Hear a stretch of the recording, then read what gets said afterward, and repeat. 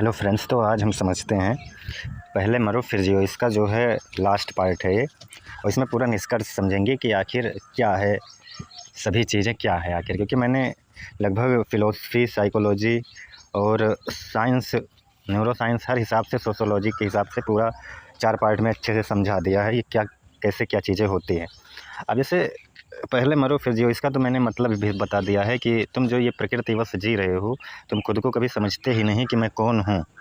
तुम विचारों, माहौल के विचारों, परिस्थितियों, इन्हीं सब से जीते हो।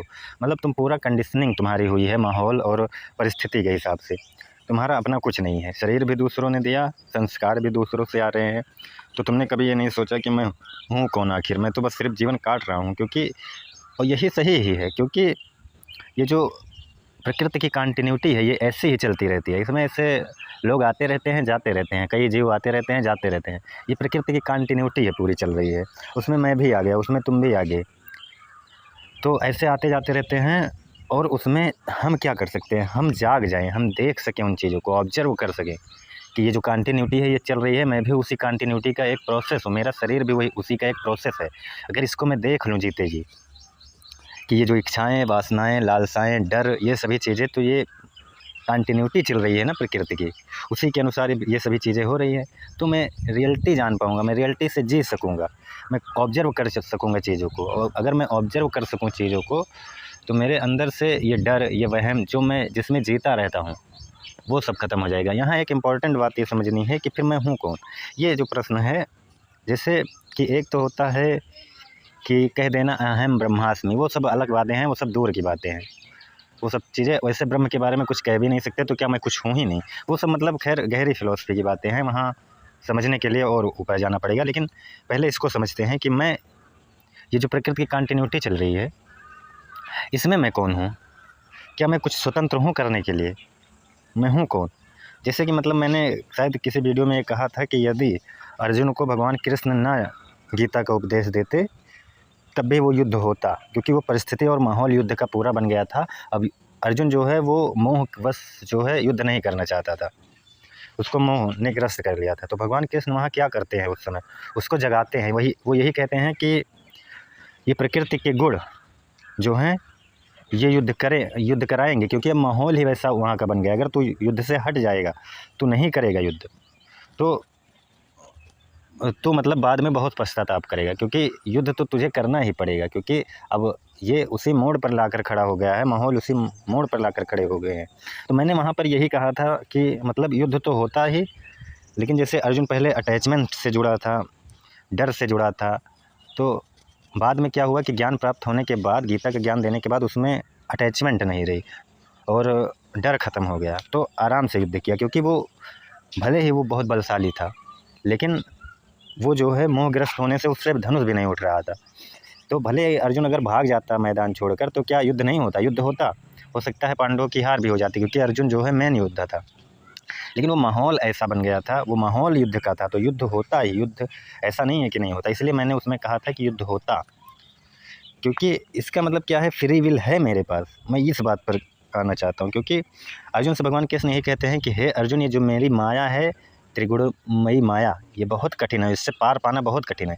अब तुम सोच रहे हो कि अर्जुन वहाँ युद्ध नहीं कर रहा है, ये उसकी चॉइस है। लेकिन वहाँ पर यह भी तो बात हो सकती है कि उसकी जो चॉइस लग रही है तुम्हें, वो भी प्रकृति का ही तो हिस्सा है। जैसे उसका डर कर भागना, तो डर कहाँ से आ रहा है? वो भी तो प्रकृति से आ रहा है। मोह कहाँ से आ रहा है? वो भी तो प्रकृति से आ रहा है ना। तो उसमें अब उसकी चॉइस कहाँ है? अगर वो युद्ध कर रहा है तब भी वो मान लो उसकी चॉइस है, और युद्ध नहीं कर रहा है तब भी उसकी चॉइस है, तुम यही कहोगे। लेकिन अगर इसको और डीपली समझे, तो ये भी प्रकृति की ही चॉइस है।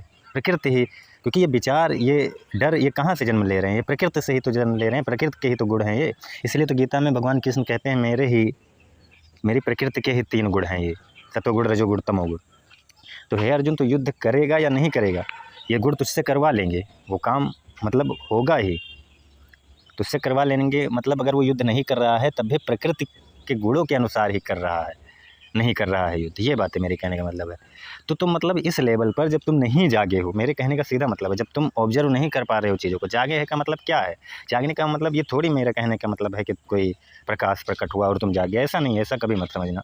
मैंने जहाँ भी ये जागना या ऐसे कोई शब्दों का यूज किया है, या उस आत्म स्वरूप को प्राप्त हो जाना, ये सभी चीज़ें बस कहने के लिए हैं। मेरे सीधा कहने का मतलब है जागने का, कि तुम इन सभी चीज़ों को ऑब्जर्व कर सको, देख सको, ये सब प्रकृति, माहौल, ये विचार कहाँ से आ रहे हैं। तो यहाँ पर गीता यही कहेगी कि तुम युद्ध नहीं कर रहे हो, तुम ये मत सोचो कि तुम नहीं कर रहे हो, वो भी प्रकृति के ही गुण हैं जो तुम्हें मना कर रहे हैं, अटैचमेंट हो गई है तुमने।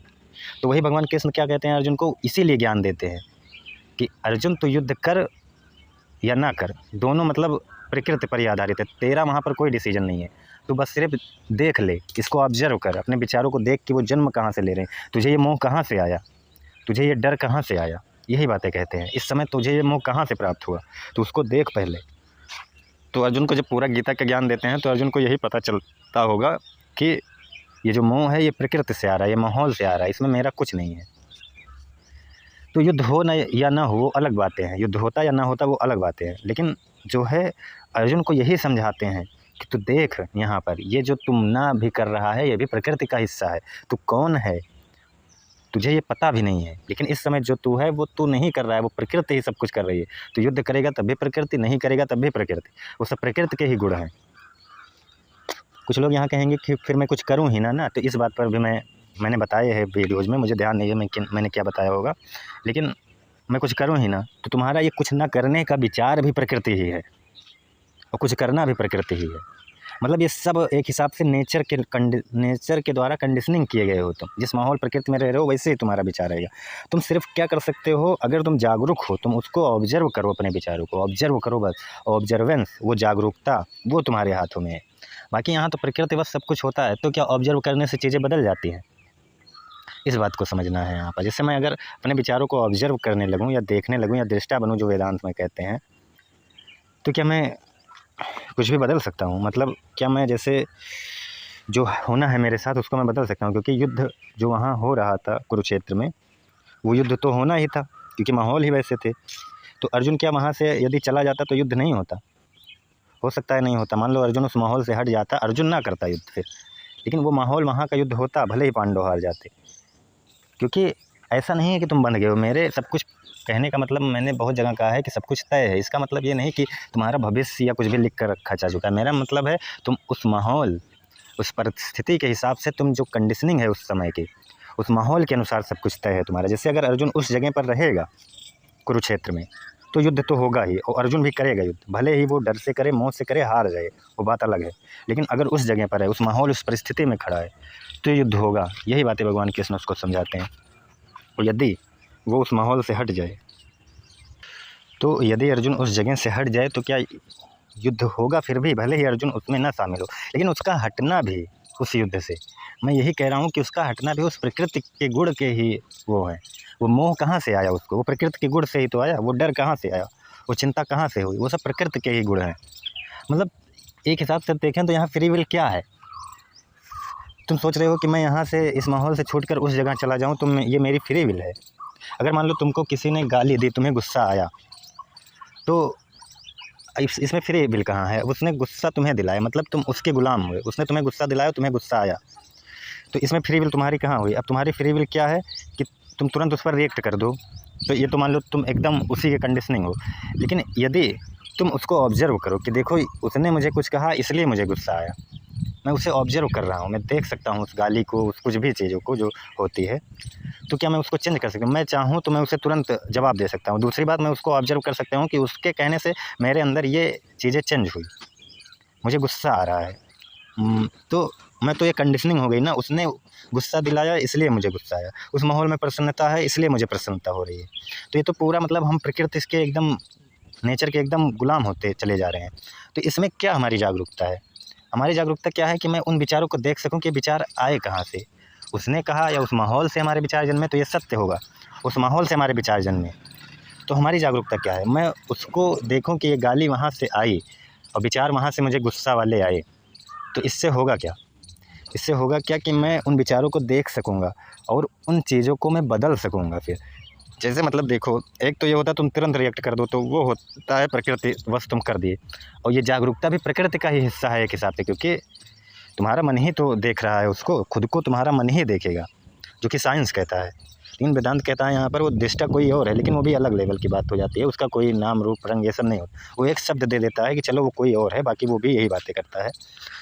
तो अब यहाँ पर जब अब तुम जागरूक होकर उसको विचार कर रहे हो उस पर, गुस्से पर, कि गुस्सा आया कहाँ से है, तो तुम उन विचारों को देखोगे, तुम्हें माहौल, प्रकृति, वस्तु में दिखेगा ये सब हुआ। अब तुम जागरूक हो गए तो तुम्हें लगा कि ये माहौल से जन्मे, तो तुमको हो सकता है तुम रिएक्ट ना करो उतना, माहौल पर उतना रिएक्ट ना कर पाओ। तो यही होती है जागरूकता का फ़ायदा। फ़ायदा क्या होता है कि जो कुछ बुरा होने वाला था तुम भी उसको जवाब देने वाले थे, अब वो नहीं दोगे। तुम कहोगे छोड़ो ये तो माहौल की चीज़ें हैं, मैं भी क्या वही हूँ, मैं भी क्या प्रकृति ही हूँ। तो मेरे कहने का मतलब यही है कि भविष्य किसी का लिख कर रखा नहीं जा चुका है, तुम उसको पल पल बदल सकते हो, पल पल बदल सकते हो। तुम चाहो तो उसको मार दोगे, लेकिन मेरे कहने का मतलब है तुम्हारा मारना भी उस प्रकृति का हिस्सा होगा। और तुम यदि जागरूक हो रहे हो तो जागरूक कौन हो रहा है, तुम्हारा मन ही कह रहा है कि ये तो इन सबसे आ रहे प्रकृति और माहौल से आ रहे विचार हैं, मैं उसे देख सकता हूँ, मैं दृष्टा हूँ उन सबका। तो तुम रुक सकते हो, तुम तुरंत रिएक्ट नहीं कर सकते।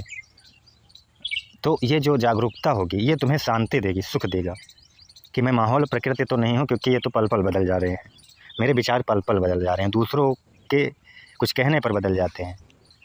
तो मैं दूसरों पर पूर्णतः डिपेंड हुआ ना, माहौल पर पूर्णतः डिपेंड हुआ ना, मेरा शरीर, मेरा मन, ये सभी चीज़ें। तो अब क्या हुआ कि ये सभी चीज़ें जो है जब मैं देख सकूँगा तो अपने आप को बदल सकता हूँ। जैसे अब यदि मैं इस माहौल में हूँ तो मुझे डर लग रहा है, डर वाले माहौल में हूँ या कुछ भी, तो यदि मैं कहीं और जाऊँ जहाँ डर वाला माहौल ना हो, तो वहाँ पर जाने पर मेरा डर और ये सभी चीज़ें कम हो जाएगी। मतलब मैं अपने शरीर के रिएक्शंस को, हार्मोन्स को, माहौल हमेशा बदल सकता हूँ। ऐसा नहीं है कि कुछ भी लिख कर रखा जा चुका है तुम उससे बाहर कुछ नहीं कर सकते, नहीं। माहौल चेंज करो, ज्ञान चेंज करो, परिस्थिति चेंज करो, सब कुछ चेंज हो जाएगी। मतलब एक हिसाब से ये कहो, भले ही सब कुछ प्रकृति पर डिपेंड है, वो क्यों कहा जाता है प्रकृति पर डिपेंड है? जब तुम एक ही माहौल में रहो, उससे ऊपर कुछ सोच ही ना पाओ, तब तुम डिपेंड हो। लेकिन यदि तुम ज्ञान अर्जित करो, दूसरे माहौल में जाओ, तो देखो पल पल तुम्हारा मन, तुम्हारे बिहेवियर, सब कुछ, माहौल और प्रकृति बस बदलते रहते हैं हमेशा। तो कुछ भी लिख कर रखा नहीं जा चुका है, ये कभी मत सोचना। सब कुछ पहले से तय होने का मतलब वो माहौल और काल सापेक्ष तय है, परिस्थिति सापेक्ष तय है। जैसी परिस्थिति है उस हिसाब से वो होना तय है। अगर तुम उस माहौल में रह रहे हो तो वो होना तय है। जैसे लड़ाई वाले माहौल में रह रहे हो तो अगला तुम्हें हो सकता है गाली दे, ये लगभग तय है अगर तुम उसमें हो। लेकिन अगर आप अलग माहौल में जाओगे जहाँ प्रसन्नता है, तो वहाँ तुम्हें गाली देने वाला कोई नहीं बचेगा। मेरे कहने का मतलब ये है। और जागरूकता भी प्रकृति का हिस्सा है, क्योंकि जागरूक होगा कौन? मेरा मन ही तो होगा। तो इसी चीज़ को कुछ दर्शन जो हैं वो कहते हैं कि सब कुछ प्रकृति ही है, सब कुछ प्रकृति है, और प्रकृति बस सब कुछ खुद ही होता है। जैसे स्पिनोजा को अगर आप देखोगे तो वो प्रकृति के नियम पर ही कहते हैं, बाकी बात वो भी वही कर रहे हैं। बुद्ध को देखोगे तो वो कहेंगे कार्य कारण नियम है। वेदांत भी ये कहता है कार्य कारण नियम है बस, लेकिन वो कहता है कि एक इससे परे है कुछ, और उससे परे वो सभी लोग वही बात करते हैं। क्योंकि तुम क्या यही परिस्थिति माहौल हो, कोई कह देता है कि तुम्हारा मन ही उसको जागरूक होकर देखेगा, तो वही वेदांत एक अल्टीमेट रियलिटी दे देता है बस। बाकी जितने भी गहरे फिलोसफर हुए हैं, अगर वो कह रहे हैं तुम स्वतंत्र हो, तो वो स्वतंत्रता किस बात पर कह रहे हैं? तुम्हारी जागरूकता पर कह रहे हैं कि तुम अवायर हो और देखो कि ये माहौल से आया, मैं माहौल चेंज करूं तो मेरी जो परिस्थितियां हैं, जो मेरे फ्यूचर हैं, वो चीज़ें चेंज हो जाएंगी तुरंत।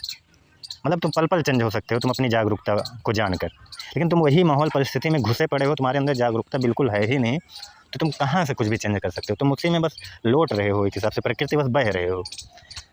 लेकिन तुम इन विचारों को देखकर, अपने मन को देखकर आप ये समझ सकते हो कि विचार तो ऐसे ही बह रहे हैं प्रकृति, बस क्या मैं भी बह जाऊँ? मैं तो इन विचारों को देख सकूँ, ऑब्जर्व कर सकूँ ना, तो मैं रुक सकूँ, मैं बहूँ ना, मैं रुक सकूँ इन सब से। तो ये चीज़ें होती है जागरूकता का फ़ायदा। तो यहाँ पर मेरी अपनी स्वतंत्रता का मतलब क्या हुआ? अगर कोई कह रहा है प्रकृति बस बंधे हुए हो, तो माहौल और प्रकृति की बात कर रहा है, इसका मतलब ये नहीं कि अब तुम उसके बाहर कुछ कर ही नहीं सकते। ऐसा गीता में भी नहीं कहा गया, उसने भी 3 गुण बताए हैं।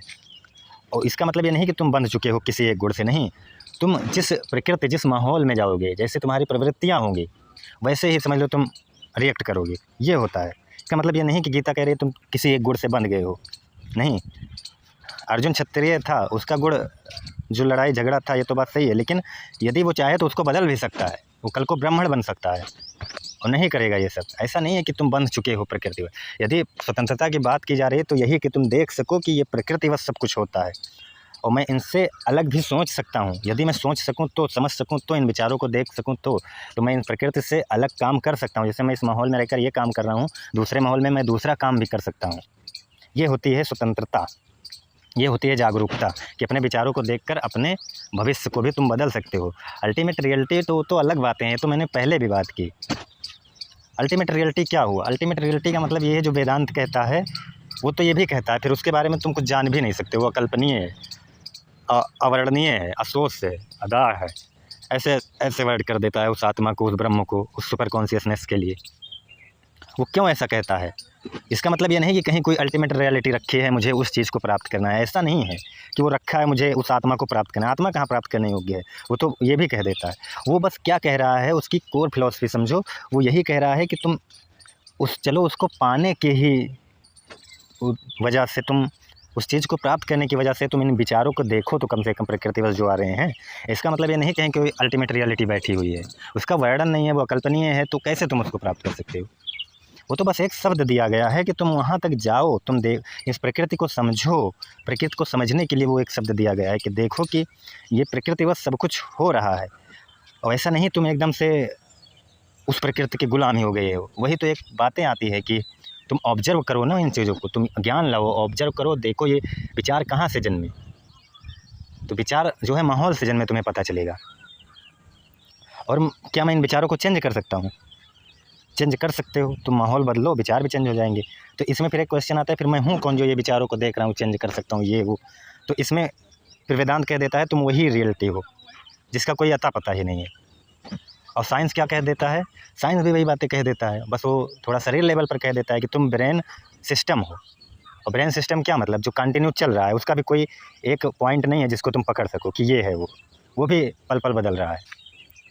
और मेरी मेमोरी कैसे पता है कि मैं जो कल था वही आज हूँ? ये मेमोरी की कंटिन्यूटी है। वो भी ये नहीं बताता कि कोई है, जो कोई पर्सनल है जो यहाँ पर बैठा है शरीर में। और वही वेदांत भी कहता है कोई नहीं है कि जो बाहर बैठा है अल्टीमेट रियलिटी, इसलिए उसको काट देते हैं हर तरह से नेति नेति करके। तो मैं जो है स्वतंत्र हूँ, ऐसा नहीं है कि मैं, लेकिन मैं इन प्रकृति के गुणों के अनुसार चलूँगा तो मैं कहाँ स्वतंत्र हूँ? मैं माहौल को, अपने विचारों को नहीं देख पाऊँगा तो मैं कहाँ स्वतंत्र हूँ? तुम ऑब्जर्व करो ना विचारों को, ऑब्जर्व करो, ऑब्जर्वेशन है तुम्हारे पास ऑब्जर्वेशन है। ऑब्जर्वेशन से तुम सब कुछ चेंज कर सकते हो। You change everything from observation. ऐसा नहीं कि तुम ऑब्जर्वेशन तुम गुलाम हो गए हो प्रकृति के, नहीं। तुम माहौल बदलो, प्रकृति बदलो, सब कुछ चेंज हो जाएगा। अभी तुम यहाँ रहे हो, डर वाले माहौल में रह रहे हो, तुम्हें डर लग रहा है, तुम उसको ऑब्जर्व करो कि ये डर आ कहाँ से रहा है, तो तुम्हें पता चलेगा तो माहौल और प्रकृति से आ रहा है। तो तुम यही कहोगे कि मैं इस माहौल से हट ही जाऊँ ना, क्योंकि इस माहौल से मेरा डर आ रहा है। तो तुम वहाँ से हट जाओ, तुम्हें डर खत्म हो जाएगा। जैसे एग्जाम्पल लो, यदि तुम किसी हॉरर फिल्म को देखने जाते हो, तो तुम्हें जब तक वहाँ पर रहोगे, वो हॉरर फिल्म देख रहे हो, तब तक तुम्हें डर लगेगा, तुम्हारी हार्ट बीट बढ़ेगी, चिंता विंता सब। तो वहाँ का उसका वो क्या है? या फिर तुम इस चीज़ को जानो कि ये तो बस फिल्म ही है, ज्ञान हो तुम्हारे पास। और या फिर तुम उस परिस्थिति या माहौल से हट जाओ, तो तुम्हारे अंदर से वो डर सब कुछ खत्म हो जाएगा। तो वही बात है, एक ज्ञान होता है जिसको ऑब्जर्वेशन कहते हैं। ऑब्जर्वेशन के द्वारा देखो कि ये तो बस माहौल से जन्म ले रहा है, इससे कुछ मतलब नहीं है, या फिर ये पता चल जाए तुम्हें। और दूसरी बात, या फिर तुम उस माहौल से हट जाओ, दूर, वो है दुख से छुटकारा पाने के लिए, चिंता, डर, वहम, इन सब से छुटकारा पाने के लिए। या तो ये तुम ऑब्जर्व कर लो कि ये माहौल से जन्म ले रहे हैं, या फिर उस माहौल से हट ही जाओ। ये एकदम कोर फिलॉसफी है, ये समझ लो। ऐसा नहीं है कि तुम बंध चुके हो, तुम्हारा भविष्य लिख के रखा जा चुका है, ये सब बकवास है। तुम स्वतंत्र इसी लेवल पे हो, तुम ऑब्जर्व करके उसको ठीक कर सकते हो।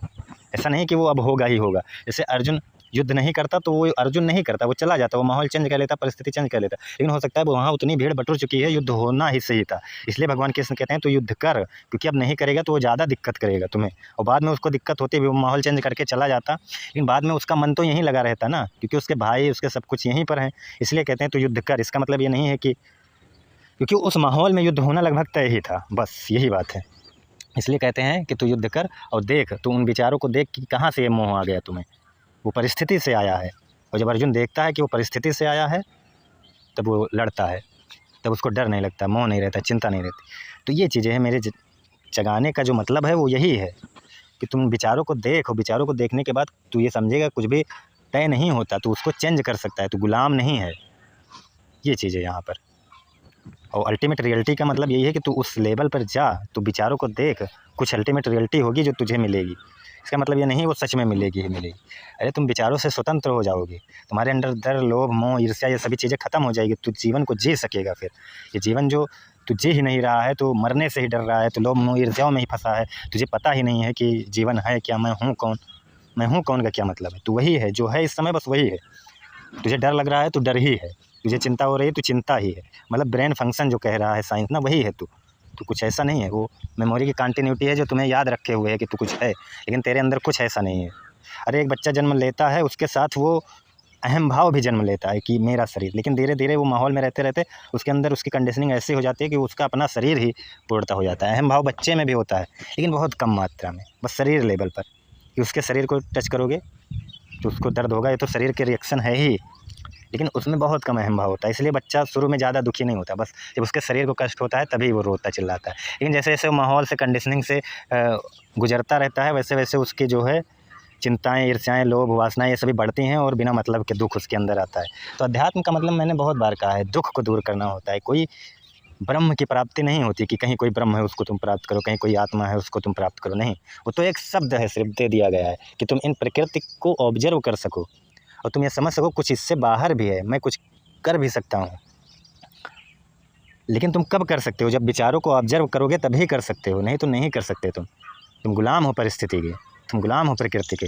जब तुम विचारों को ही नहीं जान पा रहे हो तो उस माहौल और प्रकृति के साथ बह जा रहे हो, तो तुम फिर कुछ नहीं कर सकते। तुम ये कहोगे ये मेरे साथ होना ही है, नहीं होना है। तुम देखो, समझो, चेंज करो इन विचारों को। ये चीज़ है यहाँ पर। तो जागरूकता का मतलब यही होता है, कोई उसमें शक्ति नहीं होती, कोई पावर नहीं होती कि कहीं से कोई पावर उतरती है, प्रकाश उतरता है, तुम जागरूक हो जाते हो। नहीं, ये सब बातें मुझे नहीं समझ में आती, ये सब बकवास है। जहाँ मैंने जो भी बताया है आज तक, वो अगर कहा भी होगा तो उसका मतलब यही होगा। मेरी हर वीडियो में कुछ ना कुछ नया चीज़ें ऐड होती ही रहती है। तो वही बातें यहाँ पर कि ऐसा कुछ नहीं है। कल को यदि तुम्हें कोई चोट लग जाए मस्तिष्क में तो तुम्हारा कुछ याद, सब पैटर्न सब इधर उधर हो जाएंगे और तुम कहोगे कि मैं कोई ऐसी चीज़ हूँ जिसको सब कुछ पता है। ऐसा कुछ नहीं होता। मस्तिष्क में थोड़ा चोट लगने से एक न्यूरॉन्स इधर उधर हो गए ना, तो पूरी याद तुम्हारी वहीं से ख़त्म हो जाती है। तो वो कहाँ गई जो मेमोरी कंटिन्यूटी चल रही थी? मतलब तुम कह रहे थे मैं कुछ था, वो मेमोरी की कंटिन्यूटी ख़त्म हुई, तुम्हें सब कुछ भूल जाओगे। जैसे बहुत लोगों को देखते होगे, और कुछ लोग इतने डिस्टर्ब होते हैं, उनको कुछ पता ही नहीं होता, वो अपने मन से इतने डिस्टर्ब होते हैं कि उनको CBT देना पड़ता है, उनको जो है काउंसलिंग देना पड़ता है। काउंसलिंग क्या होता है? काउंसलिंग मतलब वो अपने आपके जो इमोशंस हैं उसी को समझते हैं और बताते हैं ये सब प्रकृति और माहौल से जन्म ले रहे हैं, तुम कहाँ फंसे हुए हो, तुम अपने माहौल और परिस्थिति चेंज करो। और CBT में क्या होता है? उसमें भी यही समझते हैं, कॉग्निटिव वाला, उसमें भी यही तुम्हारे विचारों को देखते हैं, उसको चेंज करने को कहते हैं। ये सब कोई ऐसी चीज़ें नहीं है। बस काउंसलिंग में तुम्हारे इमोशंस को देखते हैं, वो लव प्यार वाला होता है, उसमें तुम्हारी डिस्टर्बेंस को देखते हैं, वो सब विचारों को ही देखते हैं, विचारों को देखना सिखाते हैं। जो जितने मानसिक रोगियों को ये सभी चीज़ें दी जाती हैं, थेरेपी दी जाती है, CBT या काउंसलिंग, वो बस विचारों को तुम्हारे देखने की क्षमता देते हैं कि तुम उसे देख कि विचार जो है क्यों मतलब इनमें फंसा हुआ है। तो वो भी कहीं ना कहीं थोड़ा आपको विचारों को ही पढ़ना सिखाते हैं। तो सब खेल विचार और मन के हैं, परिस्थिति माहौल के हैं। तो कहीं कोई आत्मा नहीं है जिसको तुम्हें प्राप्त करना है, कहीं कोई ब्रह्म नहीं है जिसको तुम्हें प्राप्त करना है। हाँ, अगर एक लेवल पर देखें तो वही सब कुछ है, क्योंकि ये प्रकृति जो है, ये प्रकृति बस सब कुछ हो ही रहा है। अगर तुम फंसे पड़े हो अपने माहौल और प्रकृति में, क्योंकि उससे बाहर निकलना तो कठिन ही है। तो प्रकृति बस सब कुछ हो ही रहा है। तो यदि तुम उसी में बंधे हुए हो तो तुम्हारे लिए होगा कोई परम चेतना, कोई आत्मा, नहीं तो ऐसा कुछ भी नहीं है। अगर तुम जागरूक होते जाओगे तो तुम्हें पता चलेगा वो आत्मा तो तुम्हें मिल ही नहीं रही है, और जो मैं कर रहे थे शरीर में, उस शरीर में मैं भी की भावना भी नहीं है। तो तुम्हें ना उधर आत्मा मिलेगी और ना इधर ये मिलेगा। लेकिन यह है कि तुम विचारों को देखते देखते एक स्वतंत्रता की ओर जा सकते हो, एक अच्छा जीवन जी सकते हो, एक मतलब तुम स्वतंत्र होते चले जाओगे। फिर तुम ये देखोगे ये तो कार्यकारण नियम से खुद भी हो रहा है सब कुछ। मैं माहौल चेंज करके, परिस्थिति चेंज करके कुछ भी कर सकता हूँ, लेकिन बिना विचारों को देखे तुम कुछ नहीं कर सकते। इसलिए विचारों को ऑब्जर्व करना बहुत ज़रूरी है। अब विचारों को ऑब्जर्व करना ही जागरूकता है बस। तो यही कोर है। धन्यवाद।